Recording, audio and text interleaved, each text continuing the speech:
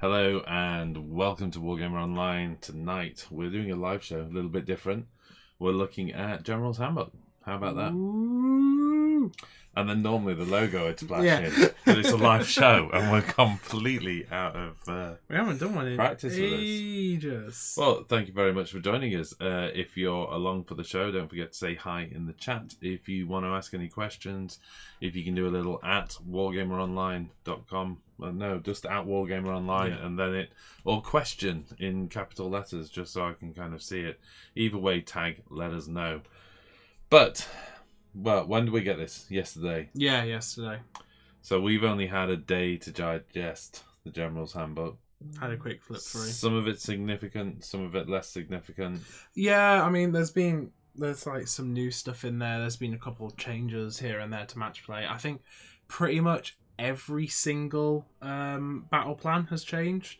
Like either updated map layout, updated how you hold the objectives or deployment, or some things change. Yeah. Which is nice, you know, it's nice to keep things fresh. I think some of it for the better. Star Strike, we noticed, has gone back to a simpler grid method. It's just There's three landing instead spots. of rather it being 12 and it's having Which, to work you know, on for that. slow move armies, sometimes when it was right on the extremes, it was over on the first 6 inches of the table, it made it difficult to kind of come back from that. You kind of lost the game just on where it fell. Yeah. But saying that, let's get into the book, I think. 12 Neath is in there. I have to admit, I'm disappointed with Skies of Slaughter. It's literally the game from previous White Dwarves. And Gravecaller says evening all. Evening, Gravecaller. I don't think it is. I think they've changed quite a bit of it. Because there was... I didn't know if Skies of Slaughter was in a White Dwarf. No, Maybe but I think he's talking about the flyer game that was 40k based, and they've taken that and Sigmarized made it possibly. Sigmar, 12 maybe. Neath, make yourself clear. Plus, when are you...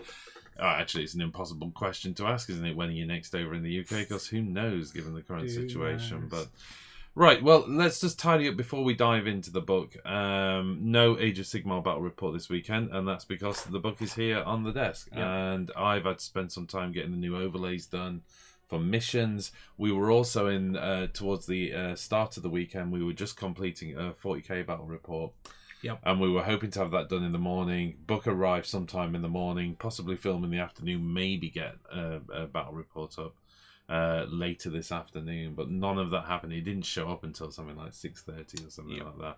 And by then we were kind of wiped out and done a bunch of other stuff. So here we are. We've actually set the table up. Behind the green screen there is a table set up, ready to go for our next Age of Sigmar battle report. We've not decided on factions yet, but we have decided on mission. Anyway, without further ado, let's get into this box. Yep. You know what? I am so out of practice. Yeah, I thought we were going to a break then. Major out of practice. What's interesting is I've noticed that actually is this stop working? Oh, our camera stopped working. We'll be. Give us a second, and we'll just we'll be right back as soon as we can activate that. Jack, start talking through the box, at least for a split second. Whoa, I thought we were having a break. Okay, in the box you have Generals Handbook 2020. We did get I think it's called like the Warlord Edition or the Games Master Edition. So you get the really nice book, the Generals Handbook. You get, again, this is quite good. I've liked it when they've done this, the separate pitched battle profiles, which has all the rules you need. I think we can cut to it now. Are we good now? Yeah, hold on a second. Let me just... There we go. Nice, because I was running out of things to say. In the Warlord Edition as well, you get this, which is really nice. I think they've done this in previous editions. Yep. But, you know, it's cards with all the battle plans on. And as well as that, something new, cards with all the Realm of Battles on, which, you know, really nice. I like that. Well, this is one of the big changes, of course, is that every realm has a single Realmscape feature, has a single realm artifact, and a realm command, which we'll be looking at those. Let's revisit those for sure, because that's pretty cool. As you mentioned, a card for every single battle plan, which there's is a lot, because I think they've taken the ones from the core book and made them 2020 as well. Okay, I tell you what, I've just realised our camera's not working again. This is not going to be good. Let's just cut back to this, and we're just going to have to hold stuff up old school in front of the camera, I think. Yeah. Because it looks like the desk camera is just going to constantly misbehave itself. Don't know why it's tripping out, but it is. So let's just go that way then. Yep. What else have we got in there? What's the little pack? You have the little pack, which is Auxilary Objectives. That's a new thing. We've seen it introduced into 40k. And now they've brought it through and made it relevant in Sigmar as well, because it was always one of those you could always do it for open play and narrative play and stuff like that. But now there's actually, it is used in match play as well. I think it's nice to have the deck. It's a good little reminder. I'm just going to see if I can actually get them to show. So, for instance, Grudge. When you reveal this auxiliary objective, you must pick one enemy hero in your opponent's starting army and one friendly hero in your starting army. You complete the auxiliary objective if that enemy hero is slain by an attack made with melee weapon. Yes. So hero to hero combat, basically. Good old Grudge match there. That's quite a dwarfy thing, I think finally in there as well, we've got the nice little sort of, what do they call them? Summoning rulers. It's a good way of describing it. 9-inch ruler, basically. The Starstrike symbol is back. Mystic Shield, Battle Shock. There's all sorts. And then we've got the terrain markers, which is of really course, nice. which has the both old and new symbols. Useful to have. You still have to remember what those symbols mean, which is a challenge in its own right. Okay, let's start having a look through the book and chatting about some of the stuff we've mentioned. Before we get into that, though, I just want to catch up with the chat. Inluki says, hi boys, hello, hi, sorry if I've made a mess of your name. 12me says, who knows when I'll be back. EU banned Americans because we can't behave. Bless you, bless you. Christopher Velez says, RIP Griff Feather Charm. Yep, it's gone. That Frost Sword on Stonehorn no longer has its little charm. But, you know, it's for the better, really. And Gerson Ruff says, hey, I wondered what the hammer token was for. I think we just probably answered that. It's a Starstrike marker. It's the Starstrike marker, isn't it? It's where the hammer falls, for whom the hammer falls. Right, R.I.P. Eva Quartz Pro. Yeah, I think Beast of Chaos are going to be upset about that. But... R.I.P. Scales.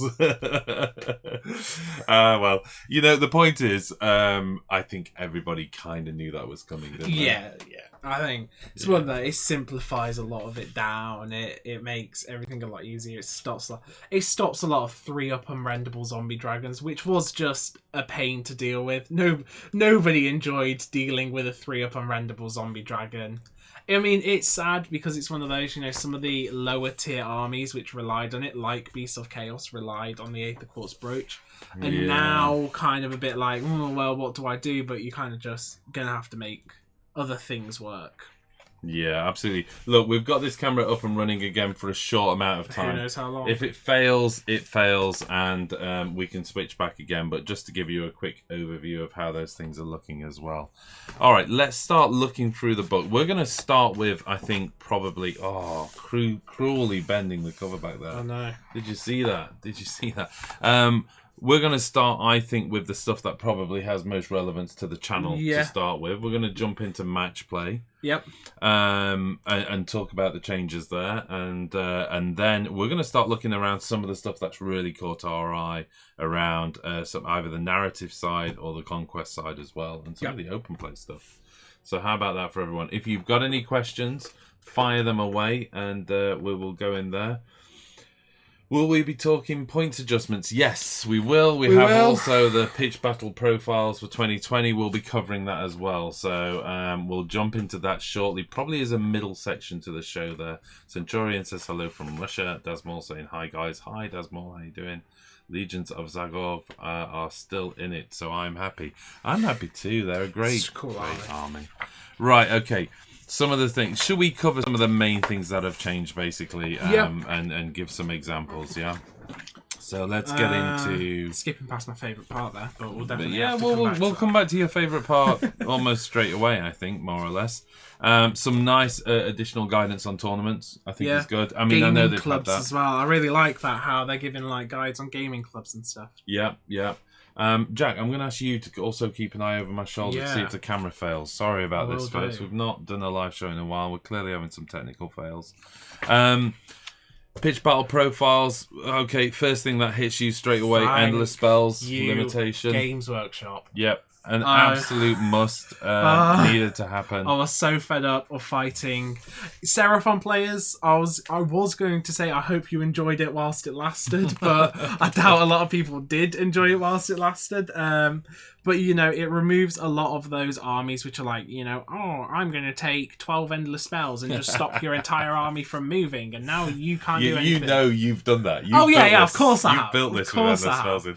But it's just, We've got a quick question actually from Rage saying, have the new points for Seraphon been released? Yes, they have. Yeah. We'll be looking at... Well, I can answer that quite quickly. Yep, none of it's changed. Nothing's changed? Yeah, it's a new army, so yeah, and a lot of the time that happens. In the absence of a tournament scene, there hasn't, from GW's perspective, probably not enough feedback. Much, yeah, there just hasn't been enough feedback, so maybe we'll see a delayed point adjustment of Seraphon. Yeah. Maybe not. Maybe not, because a change like Endless Spells being dramatically limited really impacts that army, to be honest. Yeah.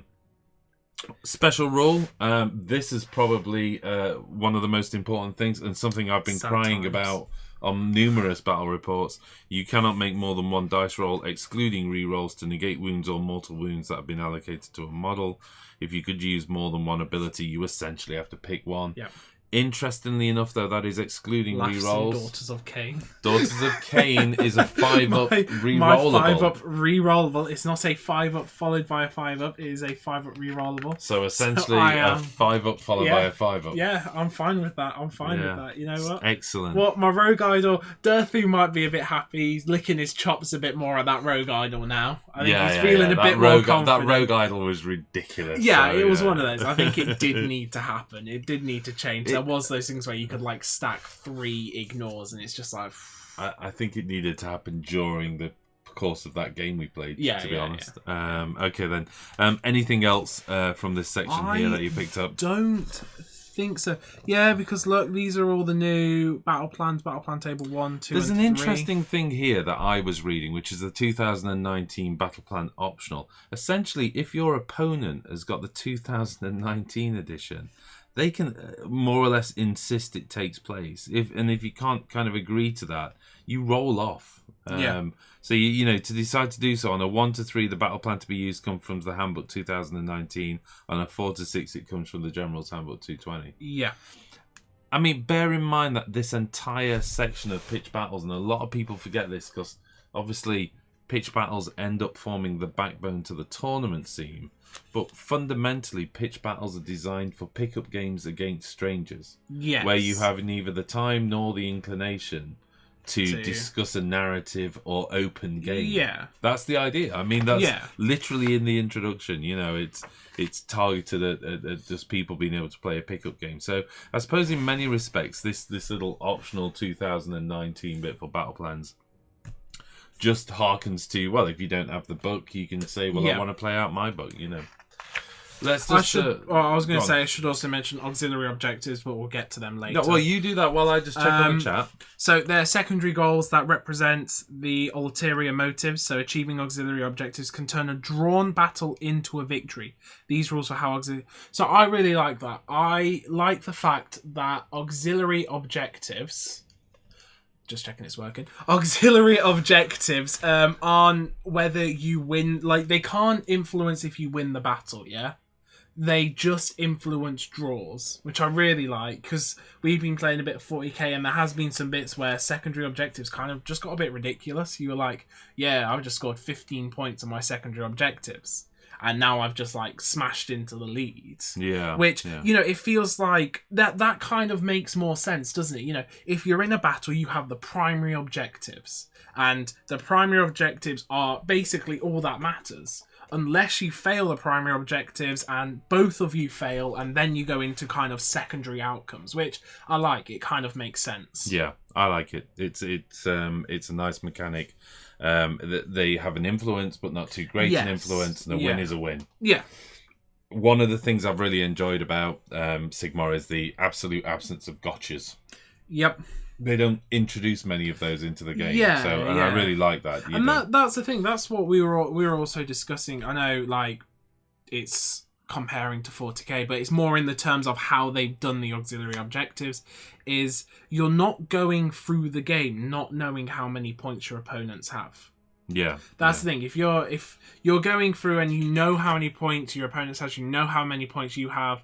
Whereas in the other scenario, it's like, how many points? What's his secondary objective? Or how many points does he actually have? Yeah. I'm in the lead, but am I actually in the lead? But as we discussed in the last battle report, which you guys haven't seen yet, but should be going live in a couple of days. Just checking the camera's still working. We seem to be all right at the moment. That is the mechanic of that game. Anyway, come on, let's move on from 40k. Stop thinking about it. We've got some questions here that I just want to address, actually. Okay. We've got, lol, finally no more 6+ endless spell list, says Christopher. Yep. Then we got, there has been a discussion on Reddit how that works with Nagash in Petrifex with the bounce to the battalion. So this is the ignore.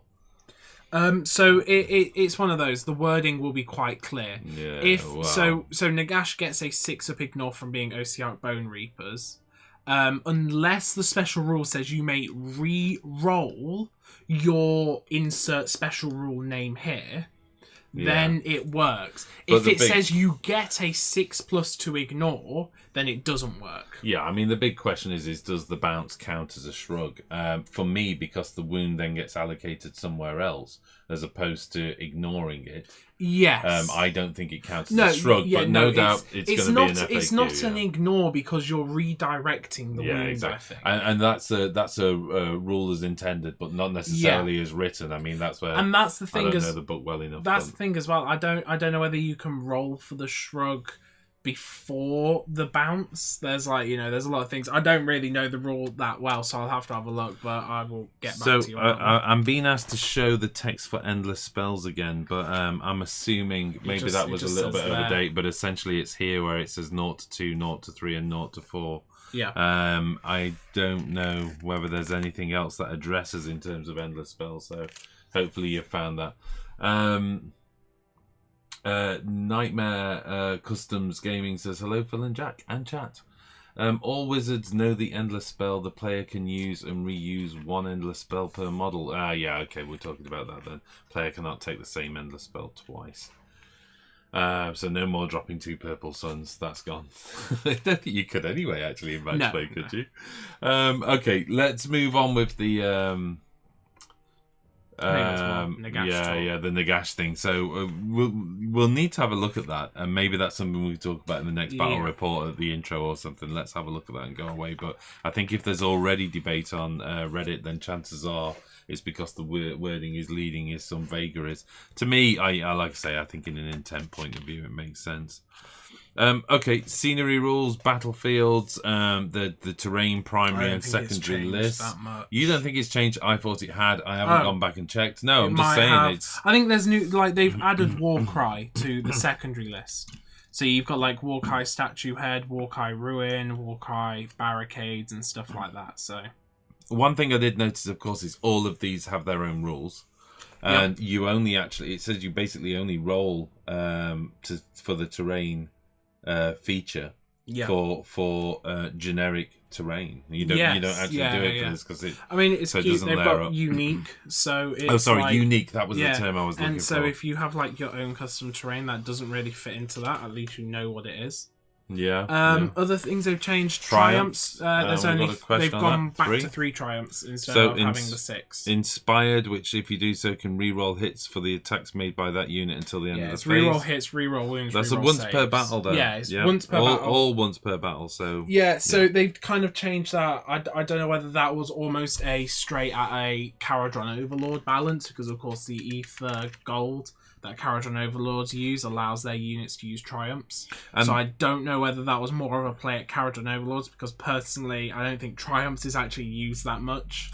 And the generic command abilities haven't shifted either, have they?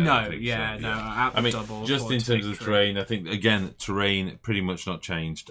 Interestingly enough, I've started to pay attention to Volcanic.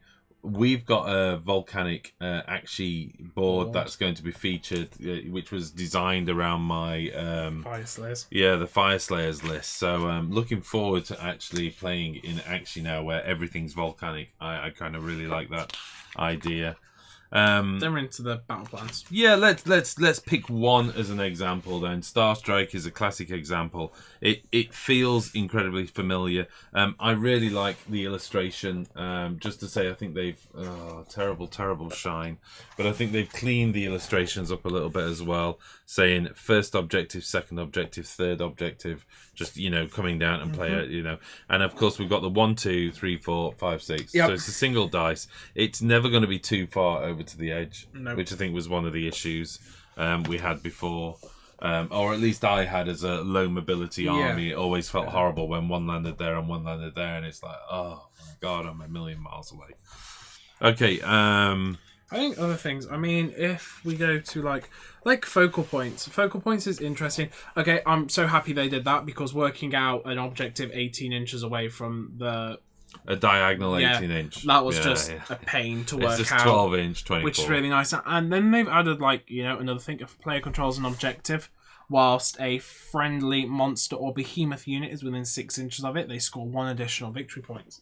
Which is interesting to see monsters start actually playing a role. Spot. That's a really good spot. So it's the not magma that, drops. Well, it's not that the monsters trump people. It's just that if your monster's there as well, you get the extra victory point. So you could have, if you have 20 Volkite Berserkers holding the objective and a magma drop, you still get the extra point. Well, and I think, I was going to risk swapping back camera there for a second. Let's do that. I think that's really interesting because, we've talked about monsters needing some kind of leg up in missions. Yeah, something, And, okay, we're only talking about focal points here. Whether that rule pops up anywhere else, I haven't seen it. So great spot on that one. Yeah, I don't know if any others have. I really like maybe that. It was just a the whole point is if the only thing you're holding it with is a monster, you get an additional point. For Beastclaw Raiders, though, that's really interesting. Yeah, because they're 10 models. You get 10 models because and it's a count as 10 monster, models, so you're dumping. Really. So it's one of those. It is interesting that they're kind of adding bits to make each of the missions a bit more unique, rather than it just being numbers and how you hold them. Now it's what you hold them with and stuff. And it's one of those, they tried to do it Places of Arcane Power, where it was wizards and heroes. But if you were in I always found those games a bit hard to play, because it's if you assassinate all my heroes in one turn, you say I take 2 or 3 heroes and you kill all of them in one go, then the game's over in 2 turns. Whereas with that, it's something in addition. It's not just monsters that hold it, but if you do have monsters, you get a bit more from it. We've got a question in there saying what's happened to Relocation Orb, and I was thinking, it's definitely in there. I seem to remember looking at it, but no, it's gone. Yeah. Yep. Wow. Okay, a little bit sad, because I love Relocation Orb as well. Whoever made that comment. Yeah. Dasmore says, don't think I have ever used the terrain rules. It's interesting though, because the language around the terrain rules has shifted somewhat to more you must rather than they had that in the old edition as well. I know, but it's generally, I think it's you must use there the seems to be, rules. Especially with the new realm rules as well. I think they're pushing that. Yeah. I was going to say, because that is something about the realms, is they've the realm rules of old have gone, and now it just gives all terrain features a certain feature as well. So Christopher as well is picking out and saying some of the battle plans say monsters or behemoth. So you are getting some bonuses as well. Well, for that, I think the reason they're doing that is with Beastclaw Raiders. If you take Stonehorn Beast Riders, sorry, folks. If you take Stonehorn Beast Riders, they're battle line instead of behemoth. Right. So.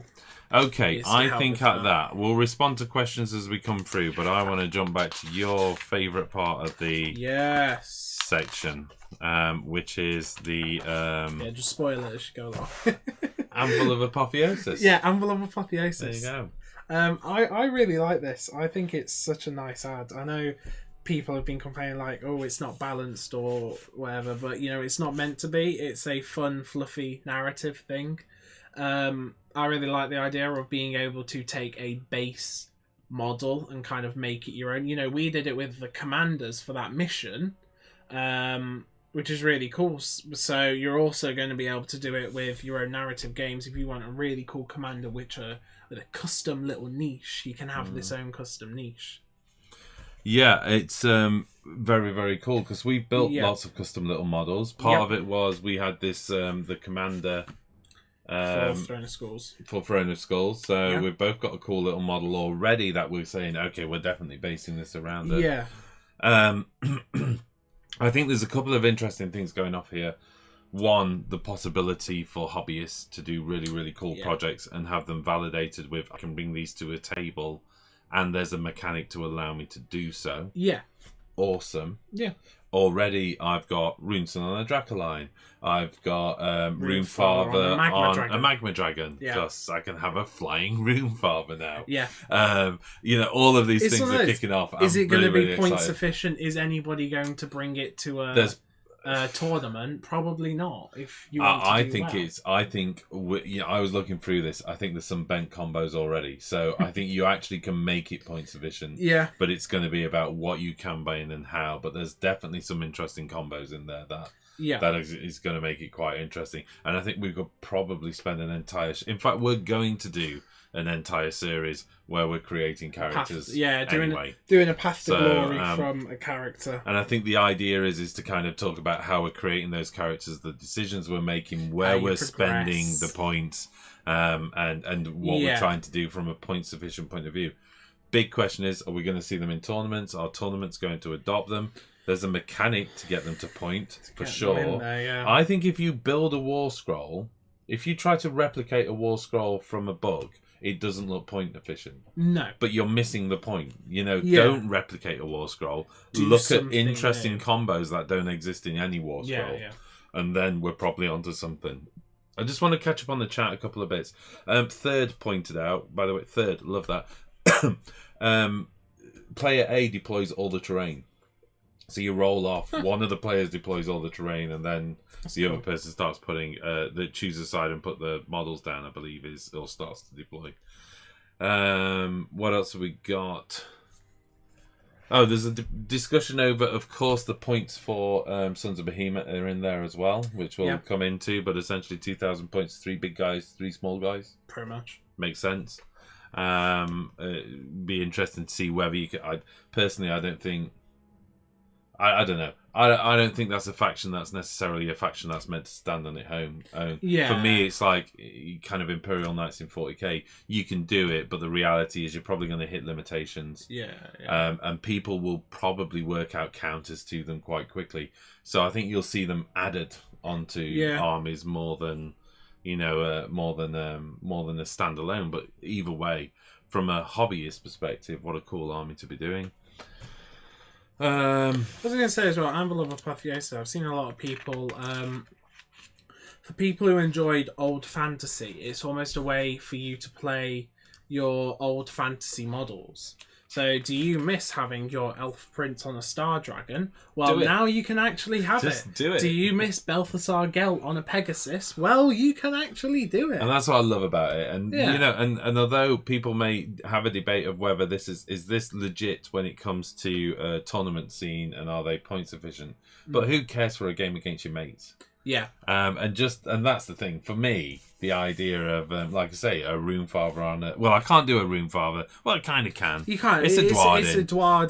But from my opinion, it's going to be a Runefather with a great axe. Exactly. You know what I mean? It's going to be exactly. So I mean, you've got so many species to choose from. You've pretty much got every species in the game. Dragon Ogre freaked me out completely. The fact I can do it. I mean, and I'm working on a Dragon Ogre at the moment, so I'm quite excited. I love the idea that they can be accompanied by. I was going to say, that's your weapons. You can choose, like, do you want to just briefly look through this thing? Yeah, I mean, you can choose, like, it shows you there, like, you can have one-handed weapon, 2 one-handed weapons, a one-handed weapon and a shield, a 2-handed weapon, blah, blah, blah. And, they're all kind of basic stuff. A spear is a 2-inch range, an axe has a rend, a hammer has more damage but doesn't hit as well. Interestingly enough, the weapons dictate the hit the wound. To hit to wound, to sound like an owl. And just to go back through the steps, of course, is step 1, decide your destiny point limit.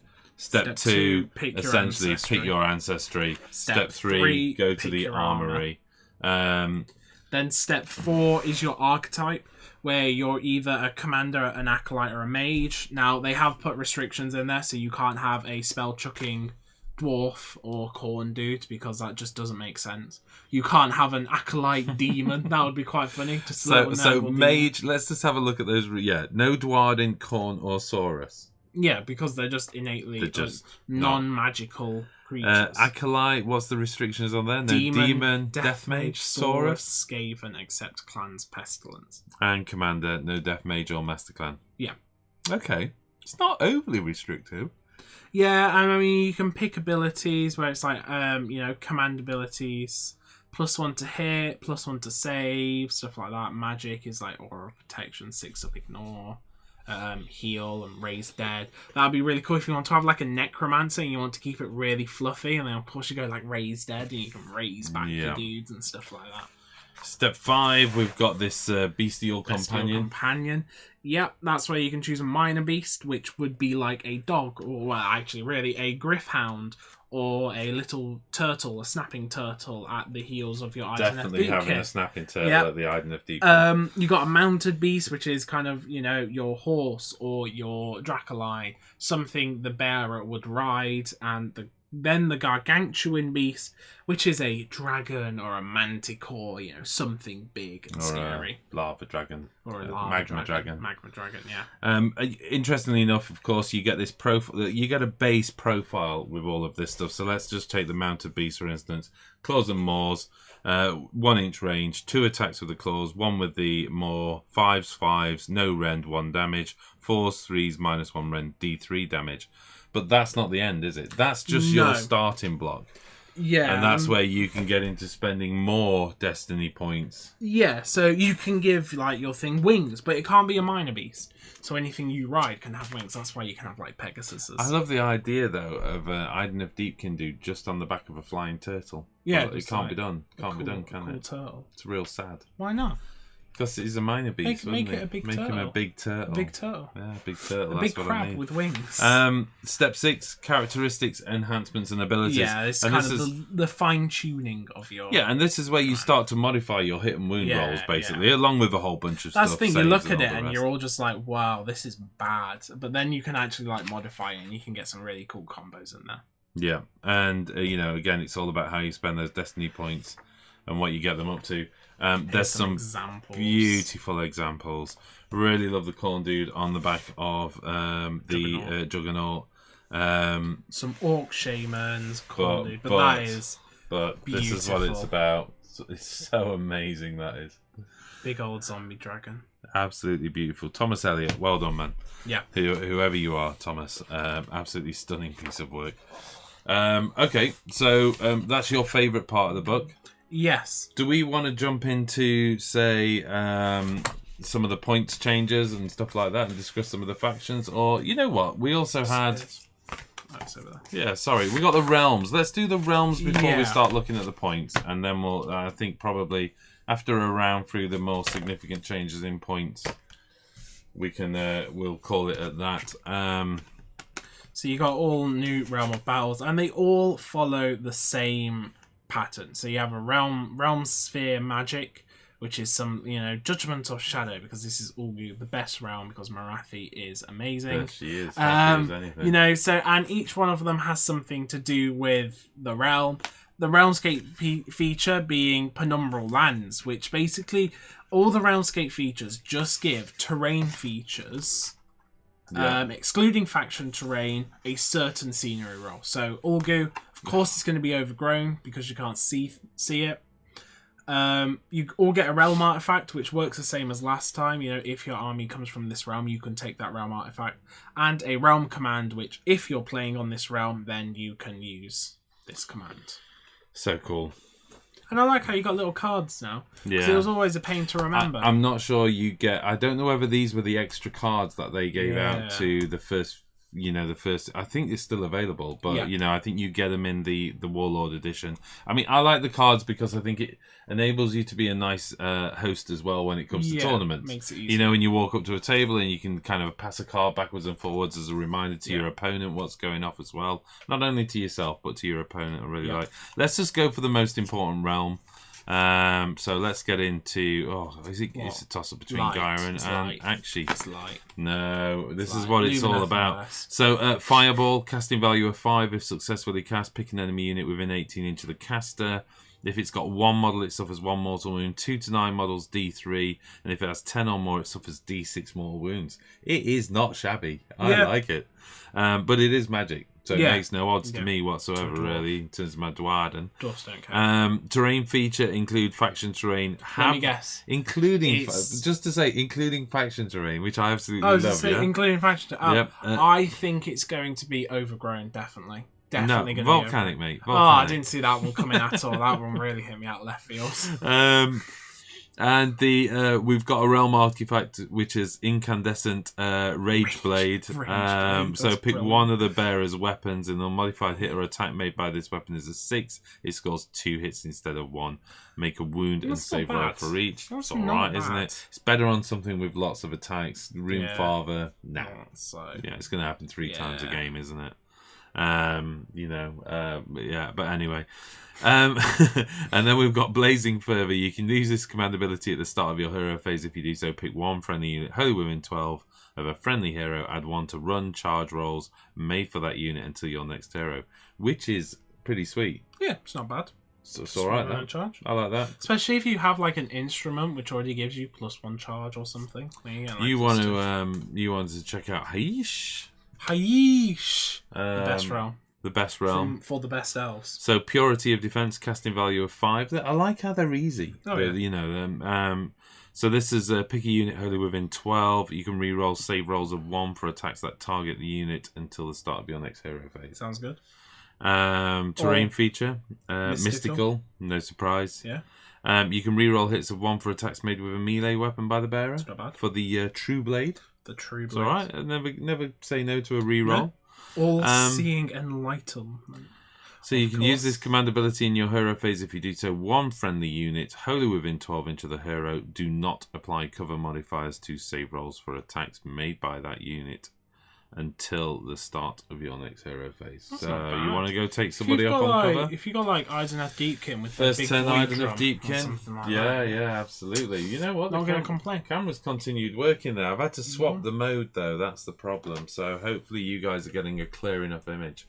Let's catch up with some of the chat before we kind of have just a jump into the points. Yeah. Daz Moore says, I had fun with it. I made my custom commander from February Throne of Skulls. Yes. Well, there's a good point because, of course, are we going to a lot of I think absolutely. I think you're going to see that in certainly because people are saying, is it going to be available in tournaments? Yeah, maybe not in every tournament for sure. Throne of Skulls, I think. Yeah, they did custom commanders before. Custom commanders were cool.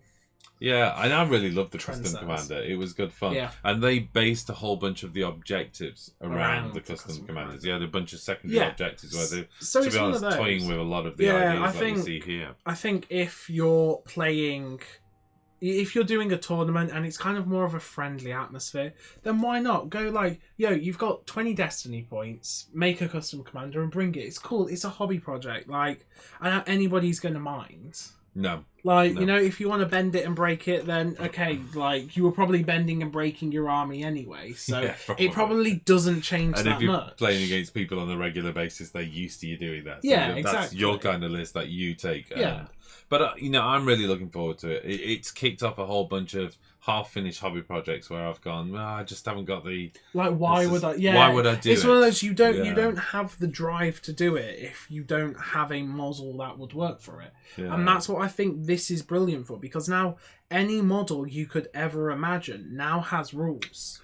Whatever you want, you can make it now. And that's what I really love. I've got loads of ideas for Idoneth characters with lots of scribbly little sea creatures around them. That's just it's what I want to do. Or just one riding on top of a giant crab. Yeah. It's one of those, are you an old fantasy player and you miss having star dragons in your army?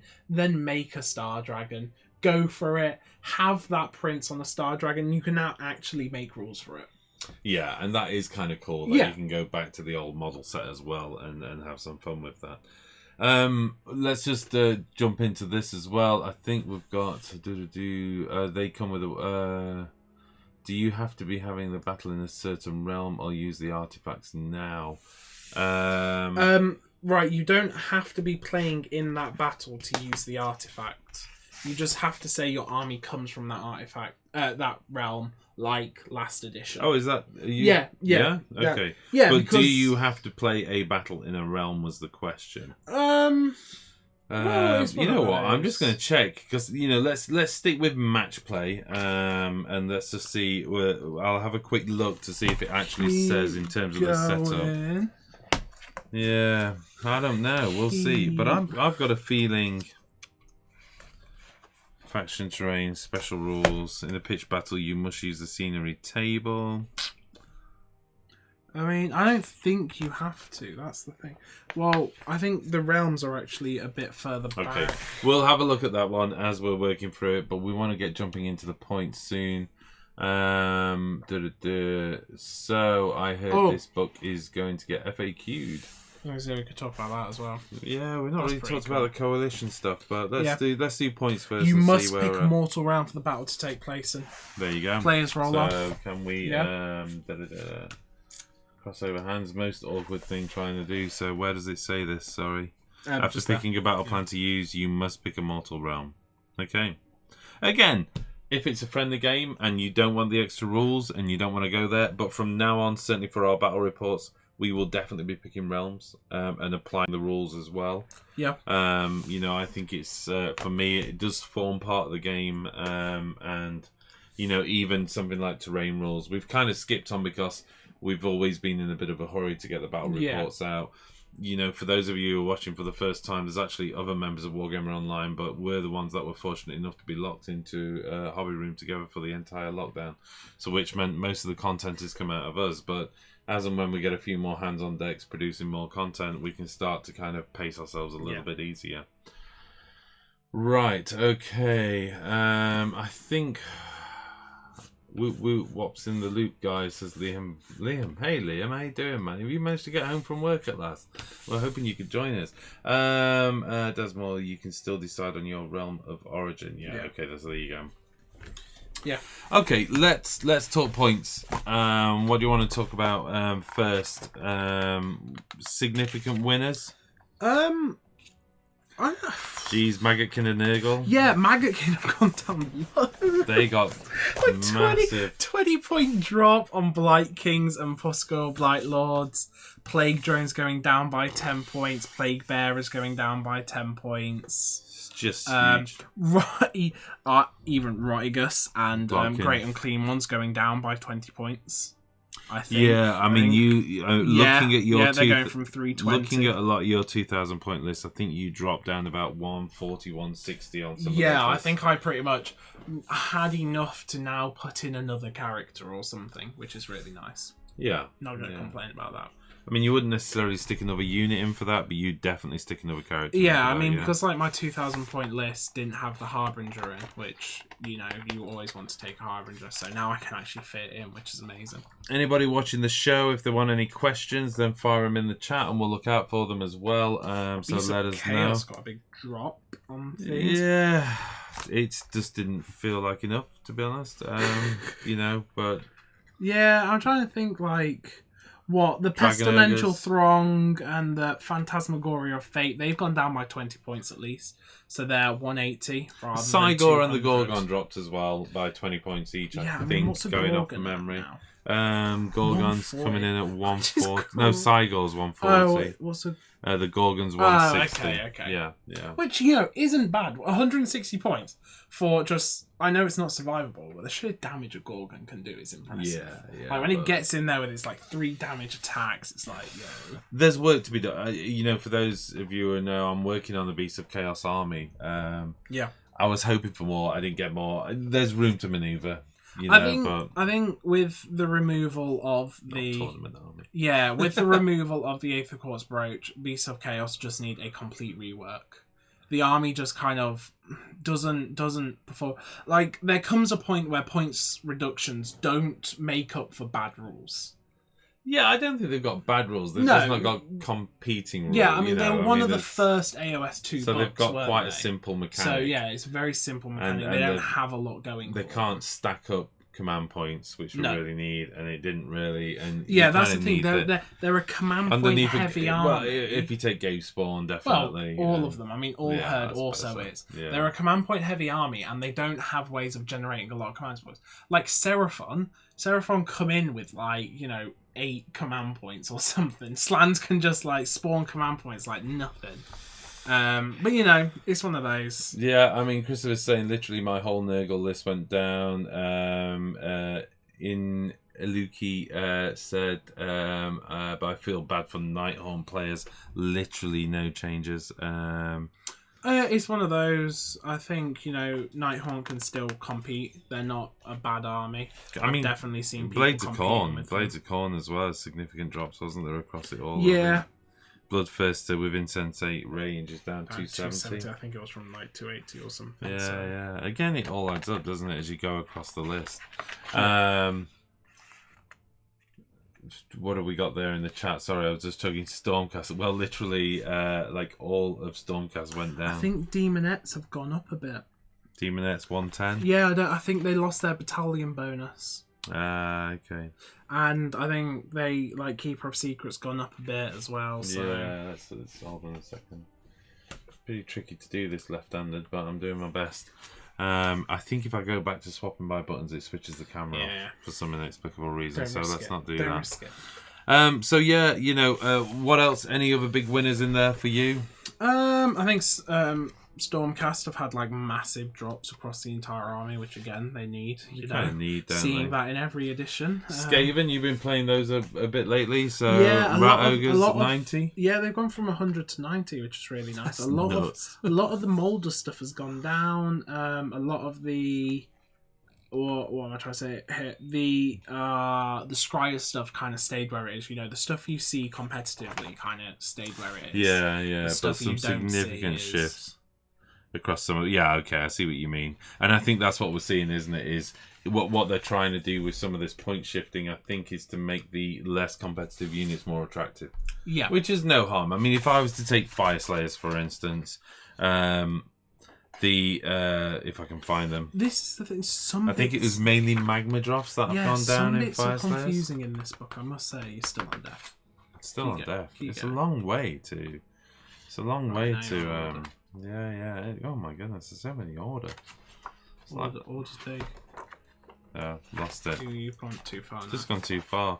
And everybody's just having to watch us flip backwards and forwards through a book, infuriatingly so. Yeah, this is very confusing. So they had all the magma drops go down by 10 points. Sweet. Volkite Berserkers. What does anybody know what's changed about Volkite Berserkers? I don't. 140 points. I was pretty certain that's what 10 Volkite Berserkers cost. Yeah. So I'm so confused. Some of the stuff which hasn't changed. They max out at 30. You couldn't take 40, could you? No. Still don't have a battalion bonus. Half Guard are maxed out at 20 now. Excellent. Yeah. Yeah. Actually, you know what? That's an old one. That's an old one, isn't it? Yeah, but I think it's because it wasn't in the last Generals Handbook. So it's That's a shift why from the Generals Handbook. It's something in between. Lords of the Lodge gone up by 10 points. Thank you, because that is such an annoying battalion. Yeah. Ideneth Deepkin have got a bit of a points reduction, which is nice. The Marathi Thralls going down again. Maybe you'll see some more of them on the table. The aspect Lotan coming in there at 70 points. Somebody's asking, more tribes, were they untouched? As far as I'm aware, Destruction, you're in the right place. I'm in the right place, but let's see. Ogre More tribes. Yeah, untouched. Again, it was a newish book. Terrible camera work. And again, there. You know what? I think Ogre More Tribes is one of the most balanced books out there. I think it actually kind of works. Maybe apart from Stonehorn. Stonehorns are a bit insane when you stack the +2 to hit. That's still cool. But they die though. I mean, they hit really hard, but they can die. So I think Ogres are actually quite a nice balanced book. Yeah. What else have we got? Trogs. Trogs not very competitive, but they got a nice decrease. Agreed. Yeah. You're happy about that? I'm happy about that. So I've got a Trog army on the side, as I like to say. Iden of Deepkin. Yay! Which of course you know, again, people who are watching the battle reports know I'm working on Iden of Deepkin. I think Thralls. 120 to 310. Is that down or up? I think they were 130 to begin with. Yeah. The Leviathan down to 310. The Achillean King down. The Eidolon of Maflan down to 380. 360 for the Aspect of the Storm. I love how Lotan. I mean, to be honest, Lotan should be about 4 points, I think. I don't know. He's not bad now. I think he gives like reroll ones to. Sorry, I had a good old giggle to myself there. Voltornos 270. The Alapex is down to 100. That's a classic example Forever just going down. Yeah, I mean that's a classic example though. There comes a certain point where reducing points doesn't do enough. You need to see a new war scroll. A new war scroll because they're just horrendous, and I still wouldn't pay 100 points for them. I'm not saying that it's okay at 100 points, but there's just too much else you would take on top of it. So it just needs a better war scroll basically. Reavers 120, Morsar and Ishlan remaining the same. Which I'm okay with that. I don't mind that. Okay. Anything else in the chat? You know what? There is Eels needed to go up, says Dasmore. Right. I think something interesting. I don't know whether it's in this bit, but with the legends, I can't remember where I saw it, but it might be in the Generals Handbook now, where you actually have to get your opponent's permission to take legends in your army. So if you're playing Tomb Kings, you actually have to get your opponent's permission to play them. So I wonder if tournaments are going to start restricting what you can take. And like, not being allowed to take Tomb Kings, not being allowed to take Bretonnia, the old Oryx in the new Big War army, whether you're allowed to take that, who knows? Yeah. I think that's just, Because Bile Trogoffs have moved in there as well. They're the great model, by the way. I saw the last 3 Bile Trogoffs for sale in Warhammer World. Yeah. They said it was the last. They'd taken them out of the display cabinet and they were selling them. And I stood there umming and ahhing for about 10 minutes. I went, I don't need Bile Trogoff. I so wish I got them there. Got some stuff. The Seraphon is not updated in the book, so no big points increase on Salamanders or Croak. Nope. No. Again, I'd suggest that's probably because we've not books seen were enough. Probably written at the same time as well, weren't they? Yeah, well, so it's one of those you need quite a long time to find out about these things, because it's all good us understanding this, but Games Workshop won't, will they? Because they haven't had tournament scenes where they can see this in action yet. So. Yeah, and I think you're onto an important point. Actually, the General's Handbook probably wasn't meant to be a million miles away from the Seraphon book. Anyway. No, it's probably got pushed back because of 40k and coronavirus. And it definitely used to land in June, didn't it? Because we used to have it for the June tournament, which would usually be around mid-June. So exactly. I think we'd see it beginning of June, whereas it's landed mid-July, or early mid-July.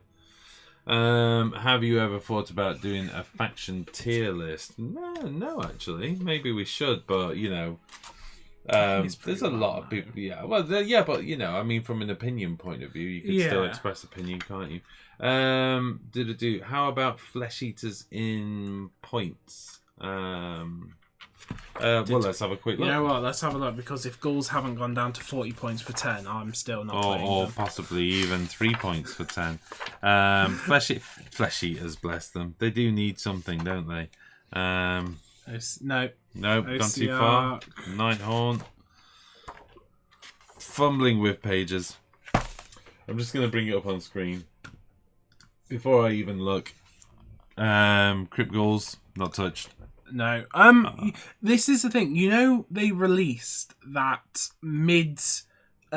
post General's Handbook points change, didn't they? Yeah. Which that's what some of the people are saying. I think some of these stars are. Yeah, that's what some people have said on the chat. Actually, it was just post handbook PDF changes, wasn't it? Yeah, which I think is basically the same for Flesh Eaters. The Archregent at 240, the Ghoul King at 160, the Terrorgeist at 420, and the Horrors at 130 were always like that since that bit. Yeah, I mean, we've got a couple of people pointing out as well. There's, as ever with these things, 2 weeks after any release, you get an errata or a PDF. So a lot of people are expecting some additional stuff coming in the errata. Yeah. So maybe Seraphon will get an adjustment in the errata. Once they've had kind of a tournament season. Well, and also this has been committed to print. You've got to sell it, exactly. and then it will come out with the changes and those kind of things, won't it? Yeah. So I think you're absolutely right.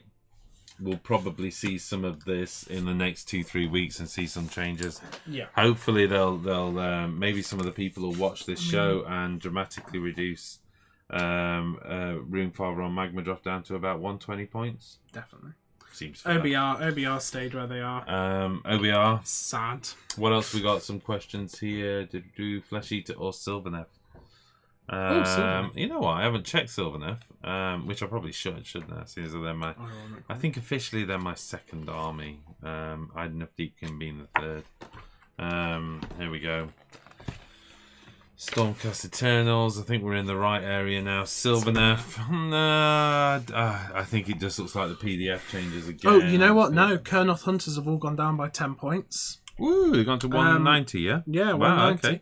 Spirit of Durthu, I think's gone 300? down a bit. No, He says as he it may have been gets 320. War Scroll Builder up. Alariel stays at 600. Although it's flagged that it's changed, that's definitely a PDF change. For sure. That's one. That's kind of an annoying that thing. may well have because it's changed, just by the way, the list builder. Well, we're about to find out, aren't we? Let's hope they haven't updated it yet. Units, Kurnoth Hunters now are still at 200. Yeah, so Kurnoth Hunters have dropped. Spirit of Durthu at 300, so Yeah. he hasn't changed. Tree Lord Ancient at 260, who hasn't changed. Tree Lord 180. I'm pretty certain. Yeah, that's what that it was. changed, yeah. Yeah, so Kurnoth Hunters going down by 10 points, considering they were the most points efficient unit in the army. That's not bad that they've gone down in points. I'm thinking about, you know my bugbear with Sylvaneth is I wish the Revenants were better, basically. So Yeah. it feels like they've made already a good army, even already a good unit better, Yeah, and haven't fixed or the something other more points units. efficient, and still haven't addressed my biggest issue, is for me the Revenants with their martial prowess need to just be better than Dryads. It's one of those, they are technically better than Dryads. They're 3s and 3s instead of 4s and 4s. And they have a -1 rend. The only thing is they're 80 points for 5. And they don't get the bubble effect against opponents. No. Or the Maybe if trees. they were like 120 for 10, if you had to take them in bigger units. I'd be happy at that, yeah. Yeah, I think that would be But it's alright. probably not going to happen because they come in boxes of 5, so you always have that limitation, don't you? You never know. Okay, what else have we got going up in the chat? Dryker back down to 300 points. Runefather reduction seems fair. Agreed, Tim Pitcher. Spot on comment. Snuggles, great name by the way. Sylvaneth and Kurnoth onto 190 -10. Perhaps they should just start putting points lists online instead of in an annual book. I think that's a valid comment, to be honest, and it kind of is online, isn't it? Because all the points get put into War Scroll, which is publicly available. I know it's not an easily accessible bump. There's the list. But I mean, this is really just an annual snapshot, isn't it? Here's a snapshot of where the points are at this year. Yeah, you know that doesn't stay like that for long. Generals Another Handbook... tournament season hits, and then they have some more adjustments and stuff. Yeah. So I think the thing is, with the Generals Handbook, I really like what they're doing with the Generals Handbook. The point side for me is neither here nor there. I don't, and you get it, it's included in it. There is a save the environment argument that says there doesn't actually need to be a physical book really for pitched battle profiles. no. But the General's Handbook I think is really nice. There's a few things we haven't explored today, but we're definitely going to explore on the channel. Yeah. One of them being the flying battle game. We're going to try it at least. Give it a go. We'll give it a go. I mean, our most recent battle report was meeting engagement. It was all right. I quite like meeting engagement, but at the end of the day, I keep coming back down to there's so much to explore in the main game format. Yeah. Excuse me. What else didn't we really cover? There's the Coalition, yeah, which we think may come into play. Interestingly, they've given tournament packs for Coalition of Death. Which makes you wonder, for us, we're quite... Can I widen this up a bit? We're quite a big Throne of Schools players. A lot of people know we like to attend pretty much every Throne of Schools they do. Yeah, particularly the doubles as well. So the doubles, whether they'll start adopting this Coalition of Death, it's really cool. I don't know whether they may adopt the Matrix, but I doubt the other bits, because there's I hope so. There's cool bits where you can backstab your opponent and stuff. That's not Coalition though. That's in the Conquest Unbound. No, the Conquest Unbound is all the... I thought it was the Coalition. No, I don't. Where you can... Oh, maybe not. No, maybe it's not Coalition. Coalition is just the group plane. And then you've got the...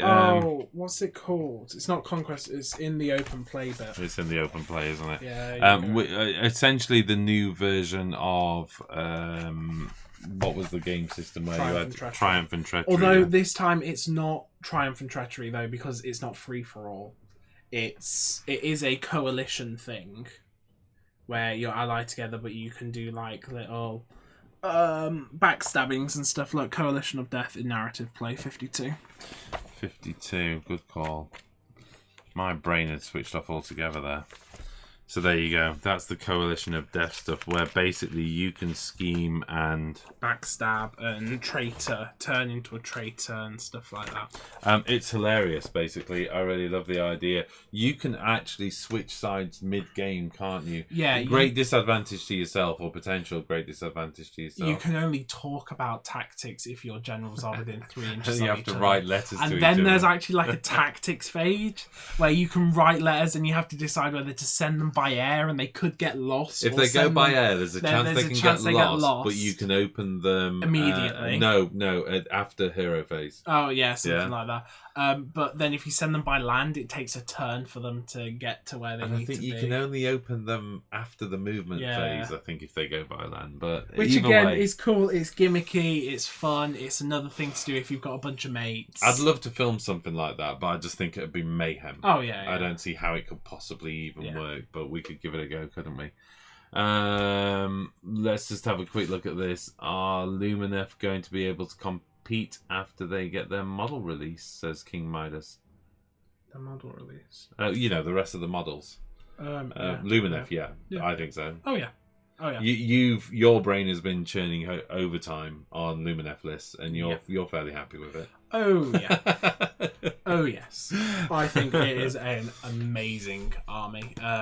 Teclis will dominate. Mortal Wounds will destroy. I think because they're a hard counter to OBR, where OBR were like, yeah, we've got 3 up saves, and Lumineth are like, meh, we don't really care because we just do Mortal Wounds. We've got some great comments in the chat. I just want to thank everybody who's commenting along tonight, because it's really good stuff. So, if you're here, just engage with the comment, because it's probably making more sense than the two of us. Oh yeah. Deniz says, for instance, he's talking about Flesh Eater Course, saying, actually, you know what I mean, to play with, he thinks they're a relatively balanced army, Flesh Eater Course, to play with.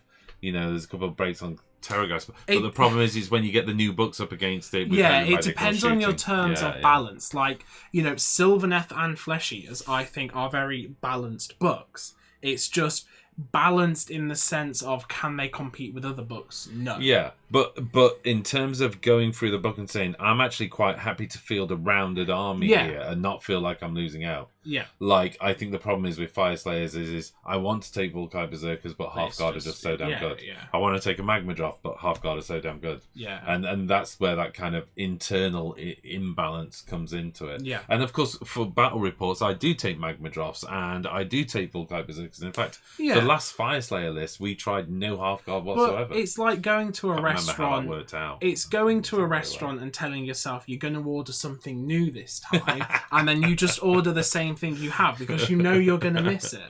That's all it is. It's always chicken dancing. Yeah. Okay then. Right. I think the revs are fine. I just don't understand why the Kurnoff with bows are the same as other two types. Agreed. Maybe it's me. I haven't kind of got my head around the revs and how to employ them. And Jack does criticise me every time I complain about them. You think they should be like a... lore-wise, and they should. Lore-wise, they were the martial aspect of... the Sylvaneth, but rules-wise, they're for little sneaky things, aren't they? Husk Life is on here saying, how's the Dreadsaurian base coming along? Dreadsaurian dropped in points, by the way. Did it? Yeah, apparently so. I've not double checked that, I'll but you do that. Well, you have a quick look at that. How's the base coming along? It's textured. That's as far as we've got. I'm actually not happy with the base itself because it started to warp slightly. So I might have to start again. I don't know. Okay. We need to get it done. I agree. Sorry about that, Husk Life. It's one of those as well. When we're playing with it on the table, it's so hard to play because you have to basically have the table with no scenery on it just to get it anywhere. Because if we have the table with the scenery that we usually play and to have a balanced game with balanced scenery, then the Dreadsaurian physically cannot move anywhere. Yeah, I mean, we could play it on a smaller base, couldn't we, just for a battle report point of view. But I thought the base we had it almost fine, but I think when I got the measurements, I drew it up about 3 or 4 times, and I just thought, I must be getting this wrong, and I kept getting back to it, thinking, have I accidentally done the radius, the diameter as a radius or something? Yeah. But no, it is that big. Tim Pitcher says EPUB on the app is quite a lot cheaper, and though not as aesthetically pleasing. Give me the book. There's nothing like a book to thumb through, is there really? I'm also a big fan of cards as well. I don't know why, because I've never played. What's that game where people play with cards? Magic. No, I was thinking poker. Oh, right. I'm joking. Yeah, I've never been a Magic the Gathering guy, but I do like my War Scroll cards and stuff like that. Having things organised. I mean, I like them certainly in the context of Sigmar, because almost everything you need is on the War Scroll, and I'm old, so those things are really nice. Those gaming aids for people like me. Could you do a bat rep demonstrating the terrain rules? Absolutely. I mean, I think that you will expect to see them on the next few battle reports, basically, as we explore the new terrain rules and the new. It would definitely go into Employer Realm every time. We are going to have to stick a reminder up just off camera that says, for heaven's sakes, don't forget the realm rule, because that is the issue with those rules. They're so easy to forget. Any advice on choosing between them and Seraphon? Whoa, King Midas, where are we now? Oh, Lumineth. Lumineth, Seraphon? Lumineth. I think the models... I'm going to reach across. The models are just... Starters. Yeah, okay, so a tiny model, and he's not holding his spear because Jack's sensibly painting the spears off, but you've just started on the cloaks and the trim, haven't you? They're just beautiful. They're insane. The models are beautiful. The gameplay with them is amazing. Saying that, I love the Seraphon army. Seraphon is also really cool. We're suffering from probably uniquely in the world a little bit of Seraphon fatigue because we played so much of it. And they do want to see it, which is understandable, but at the same time we were like, want to play something else. But the next battle report is probably going to be Seraphon. We'll probably play and it Seraphon. is a fun army to play with. Yeah, there are some really cool stuff. If you like dinosaurs and if you like monsters, Seraphon. If you like super cool looking armor super fast, then magic go Lumineth. Elves, they're amazing. It is a gameplay thing. I think heavy magic, high speed, Lumineth. Techless can just win the game on his own. Staunch, high-tech shooty kind of stuff. Seraphon. Magic Basilisk shooty diamonds. amazing. Yeah. I love that model as well. Oh, Hell's Bells. Just do both. Why not? Do both to 1,000 points. Hey, they're both creatures of light. It makes sense, right? Yeah, it works. Are at Warclans, point changes, somebody asking. Okay. I'll find out who. That is the Blinker Maximus. They will stick to where they are. Oh man, nothing at all. Jim 40k says the new tokens for the Warlord Edition for scenery as they are double-sided. Yes. There's old ones and new ones. There you go. Yeah, you did get that right. Yeah, I know I got that right. I was expecting to get that wrong. I can remember a few things. I just don't know what the tokens mean. Then it says Lumineth seems to be balanced, not like the Bone Reaper's Petrifix Elite, which was broken. Yeah, you're probably right. It was a bit broken, wasn't it? No, you're not probably right. You're definitely right. I don't know if LBR just needed balance. FAQ. Techless dies turn 1. Yeah, okay. Depends how you're playing him, I guess. More power creep, So, do you expect the points for the newer books in the FAQs of the Generals Handbook or in a separate FAQ for the tomes? You know what? It's just impossible to call. I I'd like to think they've probably rounded it up. I mean, as much as there's been social distancing, I know that the Games Workshop people have continued to play test, feedback. It's just not at the volume they're used to. And normally when something happens inside a battle tome, then the help desk at customer service at whatever, that email inbox just gets hammered, and they can respond to that. And their own play testers can kind of look at what's going off and say, okay, well, this is what's happened. I don't think they've had that opportunity, so it's hard to call. It's hard to call, to be honest, and we'll find out as the weeks go on. Okay, guys, anyway, I did a little research on some armies. All battle turns from Cities of Sigmar onwards will not get point changes in the actual Generals Handbook, but will get an update in digital form, says Rage. So there you go. Make him fly, Jack. I don't know what that's referring to, but it sounds good. Give him fly. Everybody's saying that. What were you referring to? Lumineth? I have no idea. I don't know now. Certainly not the Imperial Guard tank. Who knows? The Warlord Edition was great. It was great this time, I think. I agree. I really like the Warlord Edition. I'd like to say, big fan of the cards, big fan of how the pack came out. So it's nice and organised. One little point I want to make, and it's really quite trivial, but the packaging, when it arrived, it got a right old smack in the corner, and I was like, oh no, my bug, and then I opened it up. And look at that, nice bit of packaging. So they know we want the corners of our books nice and neat. I just love that. Thank you, Games Workshop, for saving the corner of my book. If you like giant spears, play Lumineth. That is one of the only problems. I think Dasmore, you're probably going to agree with this, Jack. We need a vampire battle tome now. I can't. That is actually one thing I want to mention. Blood Knight's down to 180 instead of 200, and Neferata's gone down, so those female vampires might be getting painted soon. So you're doing an entire custom build? Yeah, a converted Neferata army, so it's all female vampires mounted on Blood Knights, using the Furies as Vargeist, having like two of them together as like the male thrall. She just creates as mindless monsters and stuff, and she only reserves like the pure bloodline. And your base models, there's a bunch of stuff going on. Yeah, I think it's going to be Sisters of Silence from 40k.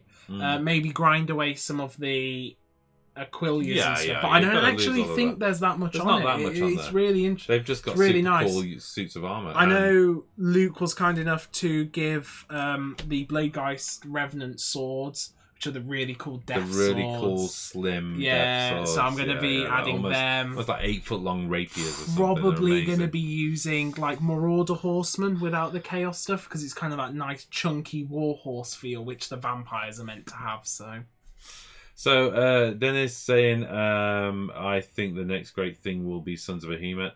I'm agreed. I'm looking forward to that. I think it'll look cool. I'm really looking forward to that. Although we were messing around sorting out some Imperial Guard tanks, and I fell in love with the Vallejo metals. And desperately want to do Caradron Overlords now. Too many armies, too much fun. That's the problem.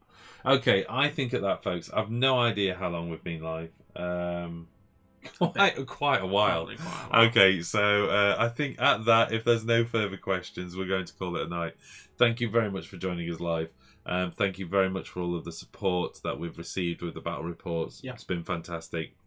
Sorry there's no battle report, but there was work to be done. The good news is all of the overlays and artwork have been produced for the new missions. We're going to start from the front, probably work our way to the back. Maybe. Well, I might do it random order. Who knows? Should we roll it? Who will see. We're going to start working for the new missions literally, probably not tonight, it's getting a bit late, but certainly as the week goes on, we're going to get the new missions done. We'll be playing those auxiliary objectives. Hopefully you'll see them in play, because every now and then we'll draw, but it's highly unlikely because Jack tends to give me a good old kicking. unless the alternative happens. Thank you very much for all of your support. I hope you've enjoyed the show, and we'll see you in the next battle report. The next thing going live from the channel, though, is 40k battle report tomorrow, I believe. So hopefully, if it gets edited. Look at that face. All right, thanks all, and we'll see you again in the next one. If you like the live show format as well, let us know in the comments, because we're probably used to do a thing called Monday Musing, which during lockdown and how busy it's just too busy. But maybe we can bring it back as a monthly thing. So how about a monthly musing? Let us know. All right, see you again soon. See ya. Thanks everyone. Oh, we got a new subscriber. Thanks, Rage. Still need to transition away though. Bye. Bye.